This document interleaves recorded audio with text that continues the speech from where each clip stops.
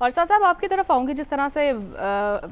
مدثر بھی یہ بتا رہے ہیں بات، اور جبکہ پرائم منسٹر شہباز شریف کی جانب سے اعتراف کر لیا گیا ہے کہ یہ جو بجٹ بنا ہے یہ آئی ایم ایف کی مشاورت سے بنا ہے، تو پھر الٹیمیٹلی عوام کو کیا ریلیف دیا گیا پھر؟ دیکھیے، ہم ہر سال اس وقت کے قریب بجٹ کے اوپر کچھ باتیں کرتے ہیں ٹیلی ویژن کے اوپر، پھر درمیان میں منی بجٹس آ جاتے ہیں، ان پہ باتیں چلنی شروع ہو جاتی ہیں، اور یہ ایک ایسی میکینیکل سی ایکسرسائز ہے کہ آپ اور میں اور عدیل اور حسن ہم اس پہ اس ہفتہ بات کریں گے، شاید اگلا ہفتہ بات کریں، اس کے بعد کوئی اور 6 بجے کی خبر، 9 بجے کی خبر، 10 بجے کی خبر آ جائے گی جس کے اوپر ہم بات کرنا شروع کر دیں گے۔ اور یہ ظلم جو کہ ایک غریب آدمی کے ساتھ ایک شاید اس کے اندر کیا جا رہا ہے، جس طرح ابھی مدثر نے بتایا، بچوں کی کتابوں، پینسلوں، ربڑوں کے اوپر ٹیکسیشن سے لے کے جو 1 ارب روپے ہے صرف ٹیکس جو غریب آدمی کے اوپر لگ رہا ہے، یہ 1 ارب روپیہ تو ابھی آپ چیف منسٹر پنجاب کی ذرا بجٹ چیک کریں نا کہ دفتر کا کتنا ہے۔ 1 ارب روپیہ تو کوئی بات نہیں ہے اتنے بڑے ملک کے لیے، اتنے بڑے صوبوں کے لیے، اس طرح کی اکانومی کے لیے۔ آئی ایم ایف نے آپ کو کچھ ریونیو ٹارگٹس دیے ہیں، نیچرلی وہ دے گی، اگر وہ آپ کو لون دے رہی ہے تو آپ کو کہے گی کہ آپ اس لون کو واپس کرنے کے وسائل کیسے پیدا کریں گے، لیکن پارلیمان کا ایسے لوگوں کا، خاص طور پہ ہم اس میں فائنانس منسٹر کو نہیں شامل کرتے کیونکہ فائنانس منسٹر صاحب الیکٹڈ اس طرح کسی نے ان کے لیے ووٹ نہیں کیا، وہ لوگوں کو رسپانسبل نہیں ہے، وہ کوئی پولیٹیشین نہیں ہے، کوئی ڈیموکریٹ نہیں ہے اس طرح، لیکن وہ لوگ جو نیشنل اسمبلی میں ہیں، جو کم از کم کہتے یہ ہیں کہ ہم لوگوں کے ووٹ لے کے آئے ہیں، جو کہتے یہ ہیں کہ ہم اپنے اپنے علاقوں کے لوگوں کو ریپرزینٹ کر رہے ہیں، جو کہتے یہ ہیں کہ ہم اپنے اپنے علاقے، اپنے اپنی کنسٹیچوئنسی کے انٹرسٹس کو پارلیمان میں جا کے اٹھائیں گے، کوئی ڈوبا ٹیک سنگھ سے ہے، کوئی شیخو پورہ سے ہے، کوئی کراچی سے ہے، کوئی لاہور سے ہے، کوئی پشاور سے ہے، کوئی کوئٹہ سے ہے، ان کا کام ہے کہ وہ اپنے کنسٹیچوئنٹس جو ان کے علاقے میں لوگ رہتے ہیں، جو پسماندہ لوگ ہیں، جو خوشحال لوگ ہیں، جو کاروبار کرتے ہیں، جو زراعت کرتے ہیں، کہ ان کے انٹرسٹس کی پارلیمان کے اندر نمائندگی کریں گے، اپنے انٹرسٹس کو نہیں دیکھیں گے، اپنے پولیٹیکل پارٹی کے لیڈر کی طرف صرف نہیں دیکھیں گے، بلکہ بتائیں گے کہ میرے علاقے کے اندر 40,000 کسان ہیں، اس کی یہ ڈیمانڈ ہے، میں اس کے ساتھ کھڑا ہوں کیونکہ وہ میرا ووٹر ہے، اس نے مجھے ایز اے سیکرڈ ٹرسٹ، جس کو کانسٹیٹیوشن کہتا ہے، ہمارے آئین میں لکھا ہے کہ یہ ہماری پارلیمان جو پاور ایکسرسائز کرتی ہے وہ سیکرڈ ٹرسٹ ہے،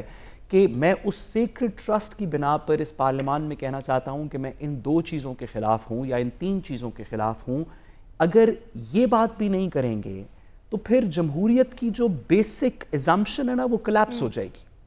میں اپنے علاقے سے کسی کو ووٹ کر کے کیوں پارلیمان میں بھجواتا ہوں؟ اس وجہ سے تاکہ جب میرے انٹرسٹ کی باری آئے، جب مجھ پہ ٹیکس لگنا ہو یا مجھ پہ کوئی پینل کانسیکوینسز لگنے ہوں یا میرے کاروبار، میرے رزق، میرے بچوں، ان کی تعلیم کو، صحت کے اوپر بات ہو، تو میرا منتخب نمائندہ پارلیمان کے ایوان میں جا کے میرے انٹرسٹس پہ بات کرے، کچھ کھڑا ہو، کوئی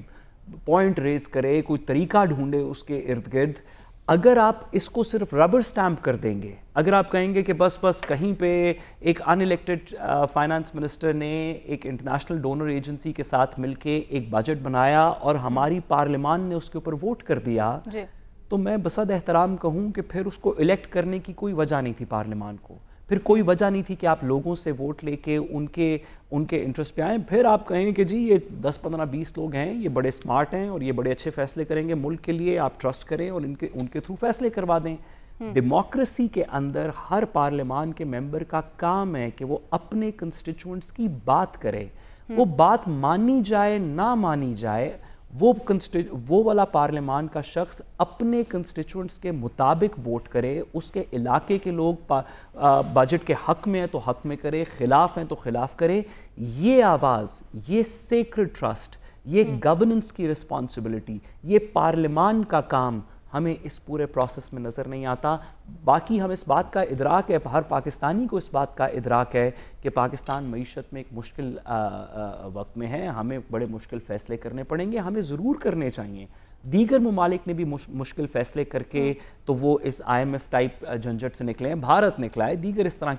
کے ممالک ہیں جو اب سے 20-25 سال، 10-15-20 سال پہلے تک آئی ایم ایف کے پاس تھے اور اب نہیں ہیں۔ ہم بھی انشاءاللہ اس میں سے نکلیں گے، لیکن اس سارے پروسیس میں پارلیمان کی اس ووٹ کی، اس الیکٹڈ بندے کی، اس کنسٹیچوئنسی کی کوئی تکریم رہنے دیں. صرف یہ نہ کریں کہ بس ایک جگہ سے آ گئی ہے تو ہم اس کے اوپر کوئی بات نہیں کریں گے اور اس کو پاس کر دیں گے اور فائنانس منسٹر صاحب سے کوئی مشکل سوال نہیں پوچھیں گے کیونکہ وہ ہماری پارٹی کے فائنانس منسٹر ہیں. آپ کا کام ہے، سالم سیکرڈ ٹرسٹ ہے، عوام نے آپ کو امانتاً وہاں بھیجا ہے ایوان میں. کم از کم حکومت کے ممبران سے میری گزارش ہے، آپ کی بات نہ بھی سنی جائے، آپ عوام کی بات تو کریں فلور آف دا پارلیمنٹ کے اوپر. اگر یہ بھی نہیں کرنی تو پھر کیوں کر رہے ہیں ہم جمہوریت؟ کیوں ہم نے پارلیمان بنائی ہوئی ہے؟